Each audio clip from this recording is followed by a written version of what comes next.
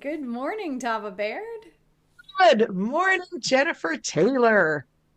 Whew. As I was telling you earlier before we jumped on, it's a pajama cast for me today. You have the nicest pajamas. I was like, I love your shirt. She's like, they're pajamas. For those of you who aren't currently in your pajamas, I wish you a little bit of extra love today because being in your pajamas in late October is a great thing. But there comes a point, you know how like there's that time you need to do laundry and you don't have any pajama shirts? So you put on a t-shirt that isn't really a pajama shirt, but now it's become pajama shirt. And after that, you can't wear it out of the house because like it's switched teams. Yep. That's what I'm wearing. It was a shirt at one point that was an actual go out in public shirt, but at some point it jumped the barrier on a I need to do laundry day, and now it is forever doomed to the pajama patrol. Yeah, one of my favorite pajama shirts is that way. It is definitely fallout. It is windy. It is chilly. It's going to be, I think, 36 degrees tomorrow morning. Our first frost is here, and you can feel the wheel of the year turning. Woo boy, can you feel it? I was at the Ravenwood Fair this weekend, and there was a tornado warning and some crazy high winds to the point that my tables were levitating. It was either from the wind or from the sheer number of spirit dice readings I was doing. We're going to go with wind. Um, You never can tell for sure. you never can tell for sure. Listeners, I was telling Jen too how I had this whole table of black mirrors and this big picture frame that had a Lilithian black moon mirror blessing framed in it. And everything else in my booth was going sideways, and the mirrors were just like anchors. And it was the strangest thing. They Yeah. weren't going anywhere. Yeah, she was saying that she'd put so much magic and things in that it was like, this must be doing something because, I mean, those would be the first things to fall over. Like, Yeah. first things. They have all that surface area. They're not that heavy.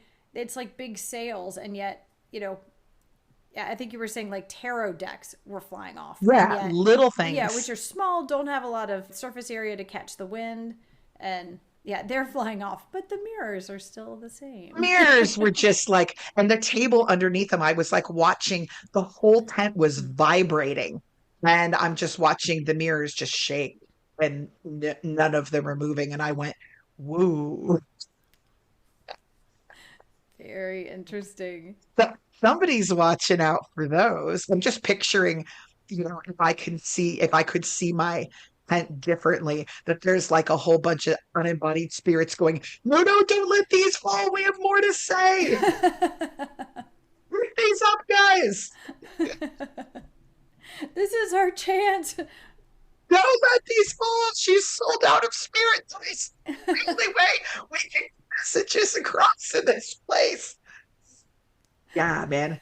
Almost made me, and it was funny the number of people who have had really powerful experiences with black mirrors that would come into the tent. Some would come in and they would just give them a wide berth. And I'd go, so what happened to you? Yeah, that's an entire area. I realized when I was at the booth with you at Spiritual Wonders Fair. Yeah. That was the first time you had them up when I was around and saw them. And really, your books are pretty much my only experience with it. But I was like, I'm gonna have to ask her about those. I was going to say, do you want to sing first and then we can talk a little spirit communication, or do you Sure. want to? Yeah, 'cause man, could I use some of your music? I am having the most glorious spooky season. Just so many wonderful, wonderful things that my physical body can't quite keep up. And I'm bouncing along on all these waves of magic, and I could really use some gente voice here. All right. Well, I will see what I can do. It'll be interesting to see what comes through this morning. We have not had even a second of talking about it, so we'll find out and see. All right. Ah, ah, ah, ah, ah.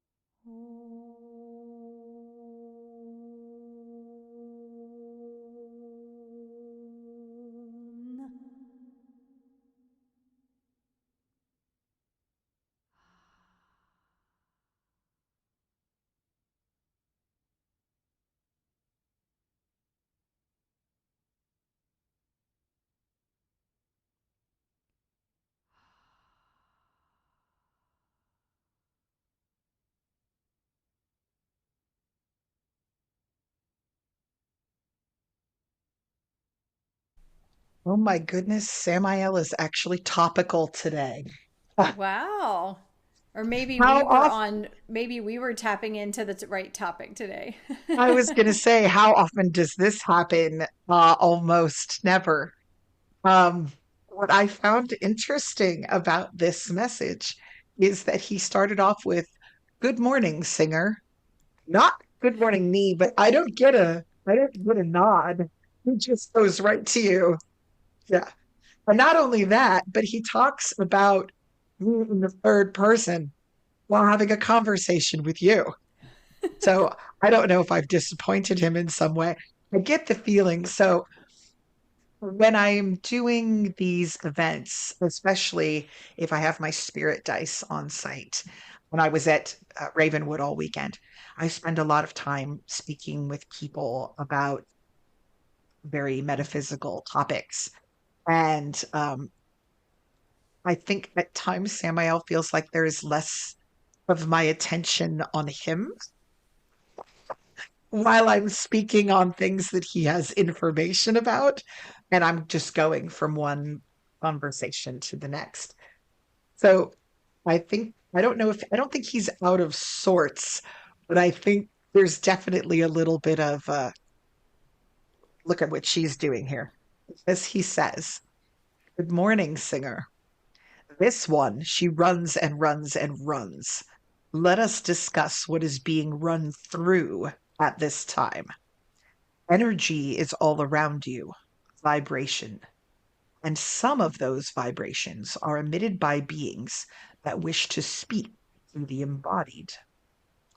And some of the entities have energy here, do not wish to speak. When you sing, you flow more than in regular speech. It is closer to the source. It allows energies of the unembodied to locate that which is familiar, like a light in the window, like a ship spotting a lighthouse at sea. The sea is all around you. Sing to send out a beacon, and the unembodied, both speaking and non speaking, may arrive." I'm finding this interesting in light of. So last week, I went with some of the other volunteers from the Blue Ball in 1747 to our local library, to Samuel's library, out in Front Royal, Virginia, to talk about the history and the hauntings of the Blue Ball Inn. And we had someone in the audience raise their hand and they also approached me afterwards and said, you know, um, do you think any of the ghosts followed you here? And if so, will they follow me home? And I realized that I have a very different perspective from working with Samael over this past year on what unembodied things are around us than perhaps a lot of people do. I think a lot of people think that spirits are a rare thing, but they only show up in certain places at certain times for certain reasons, that they're only there because they're trapped there, because they didn't get taken somewhere else. And so they think that their house is completely free of any sort of visitor, unembodied visitor, and that they're walking through the grocery store and going to the gas station and sitting in a meeting at work, and that all of those spaces are empty, that having an unembodied visitor is an anomaly. Samael sees it differently. He sees that we are immersed in a constant sea of energies, and that many, many of those energies either have feelings or have thoughts or are a fragment of an entity that has thoughts, that you can be in multiple places at once. I know Samael talks about that he can do that, and we've seen evidence of that happening too. when Keith went out to visit his mom, and we knew he was in the room there, but he was also in the room with me. And so instead, most of us are walking sort of blind through what is in fact a sea of things. When you look at the surface of the water, it looks like there's nothing there. But if you go under the surface, you see that the ocean is full of life. The currents are constantly moving, and there are plants and animals and things beyond our wildest dreams down there in the depths. And Samael's view of what we're doing here is very much like we're sort of swimming with our eyes closed. But around us, there is this rich tapestry of entities that come and go. I know a lot of times I will be sitting in a booth in a field at some sort of event, and I pull out a spirit dice or I pull out black mirrors, and people are like, this is just a field at an event. And I'm like, you have land entities here. You probably have ancestors that check on you regularly, that are following you around. There are, hundreds and hundreds of people here. This is a gathering space right now. And where you have the living, you also, or the embodied, you also have the unembodied. You have guides checking in and angels dropping in. And through it all is floating music and vibration and light and all of these aspects. We just can't see it. And so people are always surprised when they come into my booth and we sit down and a loved one reaches out in the middle of, a Ren fair and delivers a message to them. And they just stand there in my tent, like with their mouths open and their eyes wide, going, oh my God. And I'm like, they're around you all the time. We just can't see them. So there's that shift there from that idea of, is something going to follow me home? Baby, they've already followed you home. They come and go, they circle around, they all have their work and their business. And in some cases, part of their work and their business is you, especially if they knew you or you do something that is welcoming to them. And just like, I think we also have this idea, especially if you watch a lot of like, paranormal shows, that every ghost that you encounter is there because of some sort of tragedy or, some sort of sinister reason. But just like in the world of the embodied, yes, we have tragedies and we have people with, negative or motivations that aren't for our highest good. There are strangers. There are things unknown. There are people who crave power rather than connection. All those things exist in the unseen world just like they do here. But that just like here, they're not the dominant force, right? So you have to be like just like we would be careful when we walk into a party and we don't know anybody about how we introduce ourselves and where our boundaries are and who we decide to move off into another room and have a conversation with. It's the same thing with the unseen, but a lot of the entities here are simply walking through, or parts of them are walking through, because they're not necessarily confined to one energetic space. And a lot of them are looking in on you with interest, with curiosity, with loneliness where they just want to speak, or with love. I think it's really interesting that he was saying what he was saying about what happens when I sing, and that it's like sending out a beacon and lots of beings are gathering and there are lots of beings around me, because I feel like I've had more of those kinds of experiences again. Last week I had a client, and as I was getting ready for it, I sat down and I was so proud of myself. I'd given myself extra time and it really was like really setting the space. And I was going to be recording on a separate recording software like that through the good sound system. and having the Zoom going, and the recording wouldn't work. It was saying things couldn't connect. Like all sorts of weird things were happening. And I was like, oh, this is not the time to have some sort of computer glitch. And the next thing you know, the fire alarms go off. And Oh, so the fire alarm's going off and it's yelling, fire, fire, get out of the house, fire. And so I jump up and I'm running around the house trying to find the fire.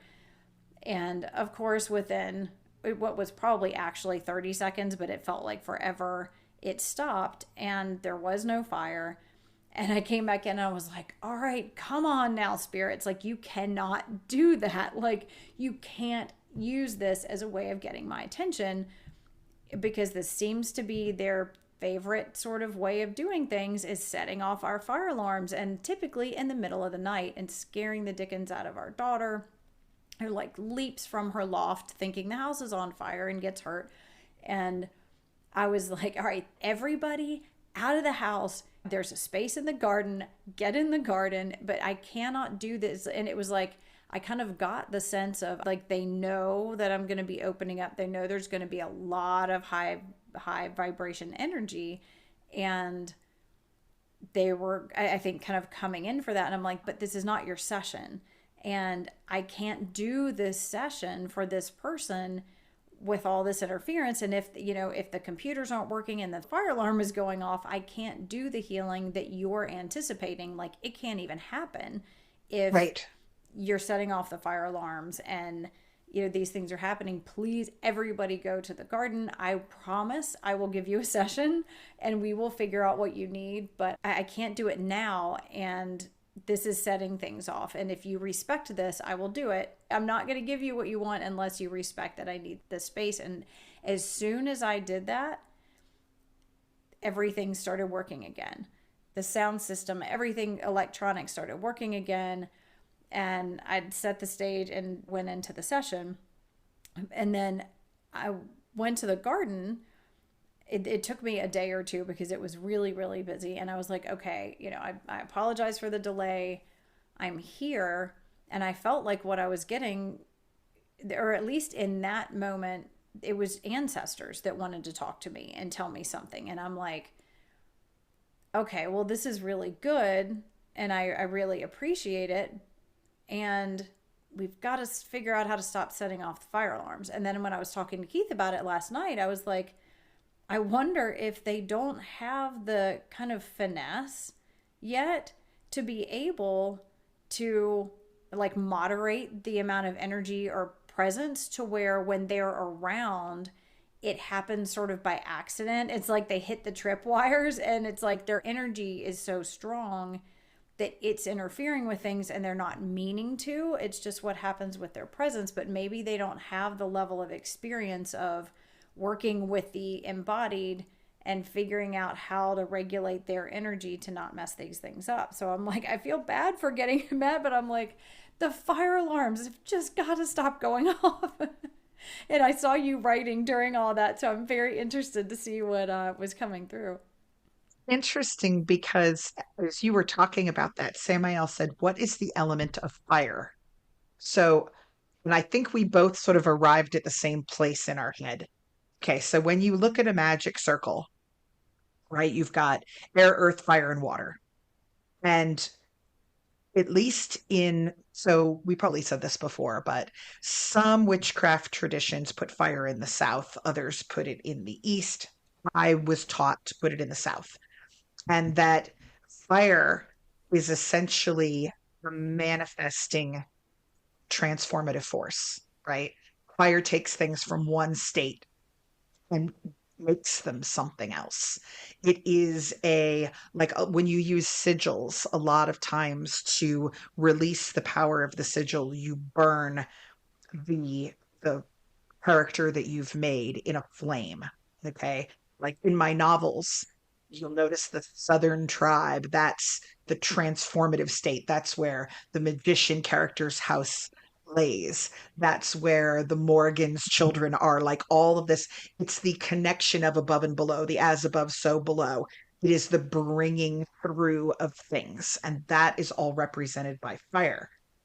And Samael then said, place to manifest He said, your home is a fragile system. You have tons of energy coming in because you're on a mountaintop, but there's tons of things moving around you that you do lots of power raising and shifting and moving there. And he said, just along the lines of what you were talking about, I'm wondering if when they are coming in, if they're accidentally tripping things with their sort of manifestation, if they're opening a gate, and in doing that, that's setting off the fire alarm. Think about when the fire alarm goes off. It goes off a lot at night when you're dreaming. And we know that you have a tendency to travel in your dreams quite a lot, right? And sometimes it tends to come around right around sessions as well, right? When energy is getting prepared and things may be coming in, stuff is shifting. So I'm wondering if we have been talking about, oh my gosh, they have to stop setting off the fire alarm like they're doing it intentionally. But there is a very good chance that it's unintentional, that you are simply at those times. There's an energy shift as they sort of manifest in this new location. And there's already so much energy flowing on your mountaintop and around your studio that it literally, boom, fire, fire, fire, fire, fire, manifesting, right? And off it goes. Um, this reminds me of something question I actually asked Samael over the weekend. So the best selling thing in my booth at this time of year are I do hand painted sets of spirit dice. And I have a little sign up that says ask for a demo. And people come in and I show them how to use the dice. And invariably we end up in a conversation with the spirit, right? Because like at the event that I was at this weekend, at some of the events where I go, it's loaded with psychics, and I'm not the only person talking to an entity. But in this particular situation, I most likely was the only one around who was, sort of open for business for anybody to come through. We were getting lots and lots of rolls of more than one spirit in the room, more than one spirit in the room, because they wanted to talk. But one of the things I've noticed with the spirit dice sessions is that the messages start off really clear and we get really good stuff.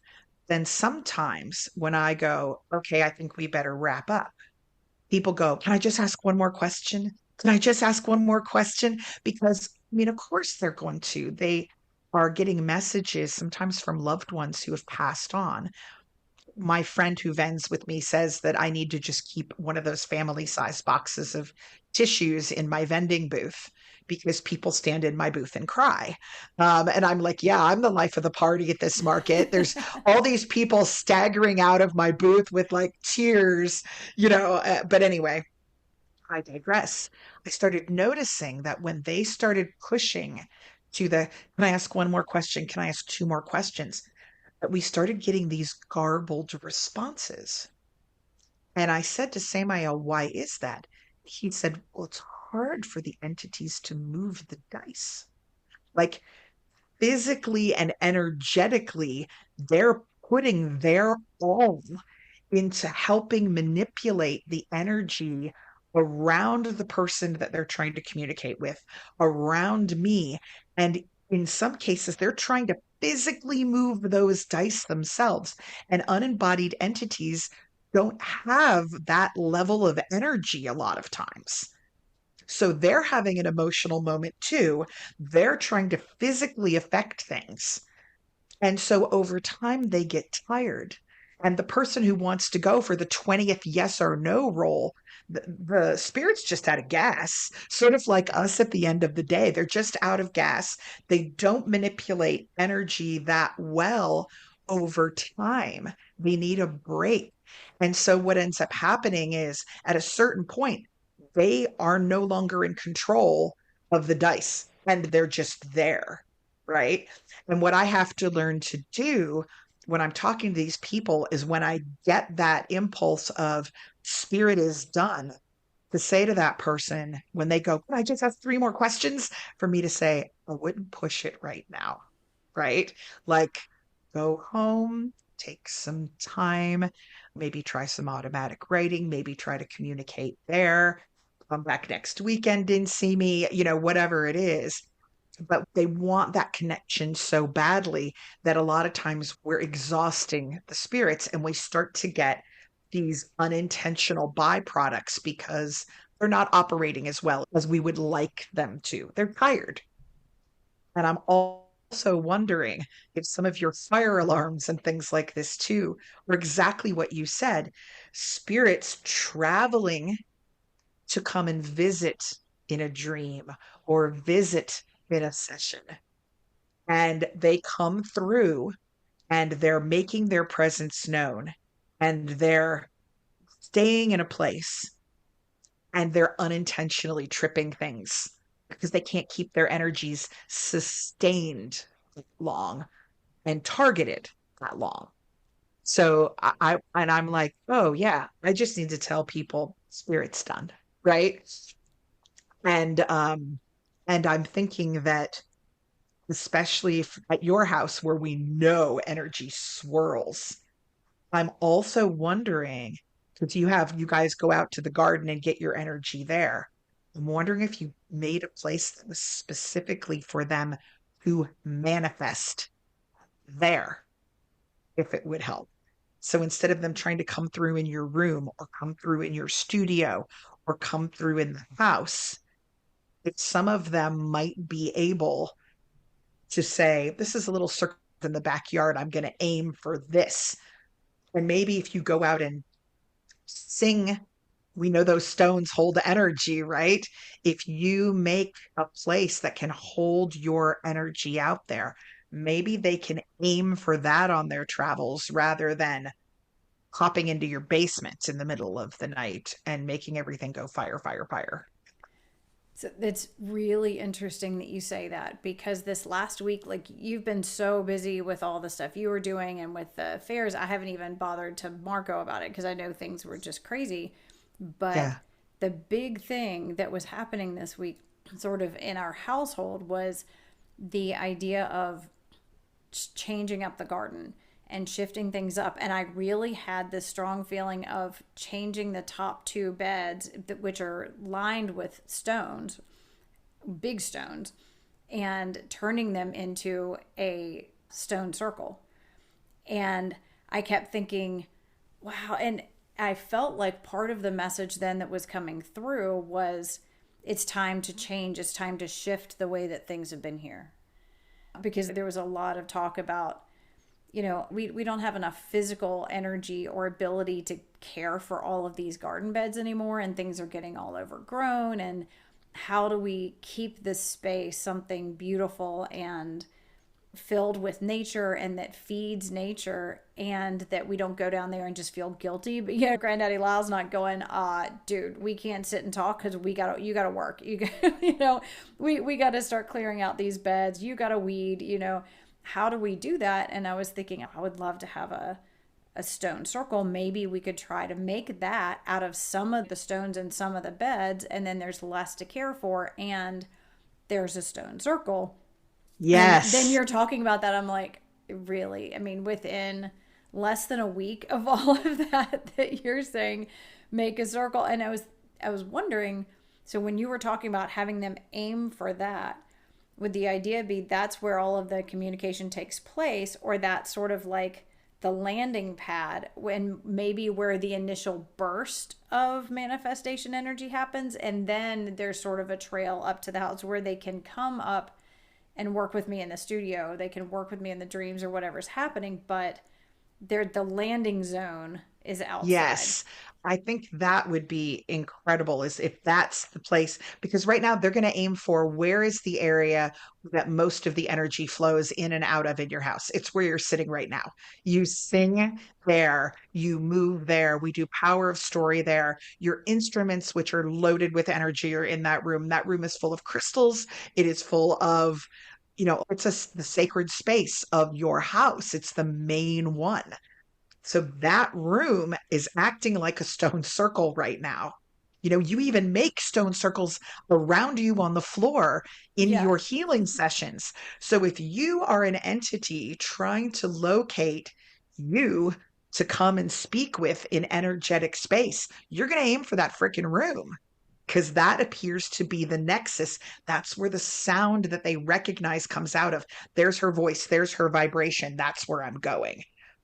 But if there was a place outside that you spent time in and sang in regularly, then I'm wondering if we might get more of a balance between the indoor and the outdoor space. Now, in wintertime, you may still go haywire because obviously you're not going to be standing outside singing in 10-degree weather in the mountains of Virginia.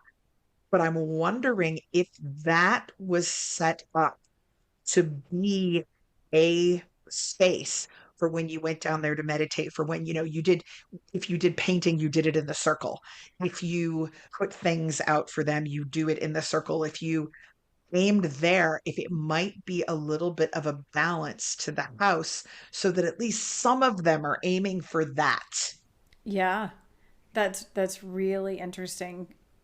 The Okay. other thing that I felt like was totally, and maybe the reason that he was saying singer and he was directly addressing this was not so much as a slight to you, but as a making sure that I got that this was really directed at me. Because Yeah.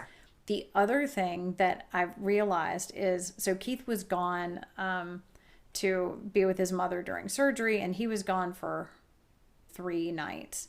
And those 3 nights, I slept so much more peacefully. I felt more grounded. I had really active dreams, but it wasn't the intensity of the dreams that I've been having now for, gosh, a long time now. It's like my dreams have just become so intense that it's kind of exhausting. And it felt more like balance. It was like they were still very vivid and very active, but I felt like grounded in it. And there was a dream that I was asking Michael, like, were you with me last night? Because there was a dream about, and it had to do with you and Keith and something that I had to do for your vehicle. And there was this whole thing, and there was numbers again and all these things. And I was like, okay, Michael, were you guiding my dreams last night? Were you guiding me to do this? And I was getting no. I was like, well, were you there with me? Because I feel like he's always there with me. And I felt like I got yes, but it was kind of like his attention was diverted elsewhere. He wasn't guiding the dreams. And it basically came down to Crone, the keeper of the stones, keeper of Omnivara, the little nature spirit that we talked about in the last podcasts, that she was the one basically to ask about what was going on in the dream. So I came into the studio and I spoke with her, and she said something about, it's not really accurate to say that I was guiding your dreams, but I was supporting you in them. And I was supporting them. And what I got was that she had been coming and helping to ground me and support me in my dreams, so that when I am doing this work and doing this traveling, it's not as intense, and I felt more grounded and solid, and I slept more peacefully. Because it was weird. I don't normally sleep well when he's gone. Like, normally him being gone is very unsettling and I have a harder time sleeping. And I had this thought, because he does a lot of the kind of preparation for the bed, like in bed, creating the space and holding the space and kind of like warding it.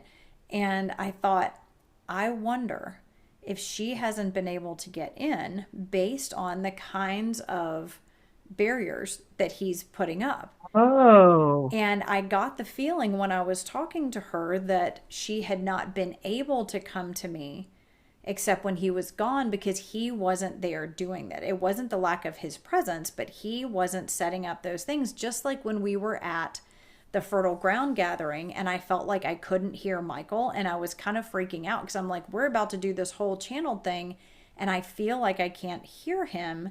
And I spoke with one of the people, and basically we were thinking like maybe in that space it had been warded by so many people with so many different kinds of beliefs and thoughts and understandings, that it was possible that there were all these layers that, even though he's an archangel, was actually keeping him out, because it was a very pagan, gathering, and there are a lot of people who maybe had religious trauma, and something in what they were setting up was causing an interference. And so he worked with me and was so kind and generous and worked energetically through the wordings. He was like making this opening specifically for Michael to be able to come through more clearly. And by the time we were done, I could hear his sword ringing in my ears again. And I could hear that. And I thought, I wonder if it's the same kind of thing where he's not intentionally trying to keep her out, and would assume that she could come in, but whatever he was doing was keeping that out. And then, so his first night home, he was exhausted. And I was like, this is not a time for a conversation about it. And I thought, we'll just see. And I slept terribly. And the next night, I said, okay, when you're setting things up, would you just make sure that you specifically make it so that she can come through? And so he, in the meantime, has gotten shaman, which is another nature spirit. So he said, I'm making sure that she can come through as well. But he said, I just assumed that when I said third heaven and higher, that they could come in. And I said, I don't think that these nature spirits would technically be third heaven and higher, but we know that they're clearly wise and benevolent guides. I'm thinking that they can't come in. And so he did that last night, and I slept so much better, and things were much more grounded again. And it really hit home when Samael was talking about energies and entities are all around. And I know that Samael has said things in the past about, we shouldn't be kind of, again, putting things in boxes of, I'm only going to communicate with this level of being. I'm only going to communicate with these certain things. And yet he had also said, when I'm teaching these beginner Reiki classes, to keep it the way it is. Just say, stick with third heaven and higher. You can't go wrong. Nothing is going to harm you from that level of existence while they're developing their discernment of how to feel into, is this, just like you were talking about going into a room of embodied people, some people have better discernment than others. Some people are better able to sense, okay, this is a safe sort of thing. Maybe I shouldn't give my, just sort of give all of my information to everybody that I encounter. That especially when we're working with an energetic world that is not seen by a lot of people, they haven't developed that level of discernment yet. They're still working on just feeling energy. And the idea, if they're open to everything, the energies that they might be able to feel the strongest wouldn't necessarily be the most aligned and safest for them to be working with at the time. So that was a good base level. But I feel like this is, again, all the sorts of lessons and things that have been coming in the last week. I feel like he's kind of addressing with that of, we need to start reassessing who I'm working with and how I'm doing it and how I'm setting up the boundaries and the barriers and being more inclusive with the unembodied or disembodied. You're going to love what just came through as you were talking. Samael said, the difference between a neophyte and an advanced healer is how they swim in the warm sea, Umsala, a warm sea. Aim for a balance of heat and cool flow. Filter, do not block. Set up a screen, not a wall silt, not brick. So imagine we are bobbing around in our energetic sea, and there are entities all around us, and there are energies from, stones and trees and the wind and light and all of these other things, emotion, everything that's moving through us, all of these waves, all of this pattern. I think the way a lot of traditions are traditionally taught is, oh no, something bad might come at me. I will set up a wall, right? I will make my witch bottle and bury it on the ground. I will set up my iron spikes. I will make a wall and nothing can get to me. The problem is that in a flowing sea, over time, the currents destroy those walls. Walls are inflexible. They don't bend. And with things that don't bend eventually will break in the energetic flow. So what Samael is saying is, instead of, when we lay down and we go, I'm like, oh my God, I need to do so much differently now. Instead of saying, I am going to set up an impenetrable barrier around me for X, instead, what we need to do is give it like brick. Imagine that everything flows, aiming for balance, aiming for natural rhythm, and instead, a bubble of silk around you. So energy can still flow through, but it's filtered. The stuff you don't want coming in is on the other side of the mesh. If you think about Native American dream catchers, oh my gosh, they're the same thing. They're a web, right? The dreams that you don't want get caught in the web, and the energy that you do want knows to travel down the feather to the dreamer, right? So again, it's a filtering system, not a block. So instead of us saying, I will only take this, you've got a balance. And sometimes things may skip in that you didn't intend to, but you've created your environment and your ecosystem enough that those things can get balanced out over time, or they can flow back out. And I mean, I've always been taught, this is the border, this is the perimeter, this is where the magic circle ends. But I think if we aim for this concept of the warm sea, that we are letting in cool current to balance hot current, that we are making a comfortable environment for us, and that we are filtering, that might be a mindset that doesn't necessarily block everything out. So now I'm so curious to try this. Yeah. Oh, I was going to say, I'm wondering if it means I won't need to put wards up and stuff so often because they won't break so often. Yeah, it's really interesting, and I think like when I do a session or when I'm inviting things in, I see it as, I think I probably spent too much time in science class, but like the semi-permeable membrane, where Yes. cells have these semi-permeable membranes, meaning that they have receptors to allow in certain kinds of things, or certain things are allowed in through the membrane and other things are blocked by it, but that it's not a hard, like cells don't have just this hard shell around them that don't allow anything. They allow in Right. certain things, and certain things are allowed to go out, but other things are kept in. But what I've used as the kind of guiding thing for what is allowed in had been third heaven and higher. And so there was the idea that it was a semi permeable, that some things could get in and some things couldn't, but how to phrase that. And I get very into the specifics of the language of it, of would it maybe be best, like what comes to my mind is things that are allowed in would be things that are in alignment with my highest good and greatest well-being. And I know Samael is the word person, that figuring out exactly what would be the right kind of silk or semi-permeable membrane there, so that we're not keeping out things like shaman and crone, Yeah. but we're also not inadvertently allowing too much to come in as well. Because even with nature spirits, my understanding is that there are certain nature spirits that still have a very different agenda, and they you Yeah. wouldn't want to just be like, hey, come on in. um and yeah, it's like kind of how to shape that. He just said the phrase, in alignment with my balanced vibration. In alignment with my balanced vibration.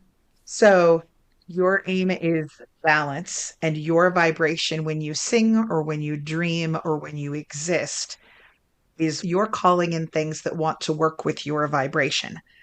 So if they're there to unbalance you, that's the filter. But if they're in alignment with your balanced vibration, who you are at your core, who you are when you sing, then they're allowed to reach through.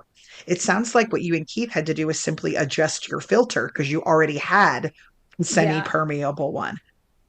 So Crone is there, you know, you were talking about, it sounded like she was grounding you. She was trying to aim for a balance there. So she's in alignment with the deity that you are has a particular vibration that you embody. And it is housed at the Temple of Song. You can bring things in. That's a space you can play with. But you also essentially are the Temple of Song. You are Omnivora, right? So anybody who wants to enter the temple or enter your space, their purposes must be aligned with the balanced and highest good state of yourself. If they're not there to help balance and flow with your energy, they're not allowed in. Yeah, it's interesting when you set that, you think about how we talk all the time about how grounding is the biggest thing. And that's one of the biggest things that came to me from just coming and joining you at a few fairs, was that I recognized how profound the need is for grounding. And, everybody talking about needing grounding, needing grounding. And just like with my dreams, if we're setting our boundaries for third heaven and higher, that is very high vibration energy. That's, Archangel Michael, and, that is very high vibration energy. And when we're working with that and we're channeling only third heaven and higher energy, it really, we're like levitating like way off in the clouds. And so if we're not allowing in these lower vibrations, lower not being bad, but slower vibrations, different kinds of vibration. When we're allowing in, earth vibrations and the beings of the stones and things like that, that helps to ground us. And if everybody's going around basically warding off the very energies that would keep them grounded, I mean, that could be a big part of it right there. My circuits were getting really fried from the dreams and stuff without having Crone, the keeper of the stones. She's not third heaven or higher, but she was needed. And when she was in there, all of a sudden it was balanced. It's not that we can't do this higher work. It's that we can't do it in a balanced way without that. And I bet a lot of people are doing the things that we were doing, thinking that we're creating a safe space, and basically keeping out the energies that would keep them balanced, because they are earth energies. They're living beings that are in a space of duality, but it doesn't mean that they're dangerous. It's like, Yeah. you and I are not third heaven or higher, but we're not dangerous. We're also really good for each other. Yes. Oh my God. So much is just bouncing off my head. Samuel's basically like, he's now repeated the same thing to me like 5 times for me to talk about. And I'm like, okay, okay, okay. And then he also had this, wait till you hear this. So thank you so much for joining us again this week. We are all out of time, but this conversation will continue again next week. Until then, we wanted to make sure and leave you with some healing music. So I decided to choose a track that I made called Sacred Waters Singing Stones. And it brings through the energy of the sacred stream up in Vermont, as well as the stones that I talk about a lot that I brought back here. So it has their voices in it, as well as Archangel Michael. So I hope that this is a blessing for you as you head out into your week. And I hope that their voices assist you in finding balance. If you would like to access this outside of the podcast, you can always find it on my Omnivara page on Bandcamp, which is AMNIVARA, Omnivara at Bandcamp. And I'll, of course, have links to that in the show notes. Many blessings to you for a balanced week, and I look forward to connecting with you again next time.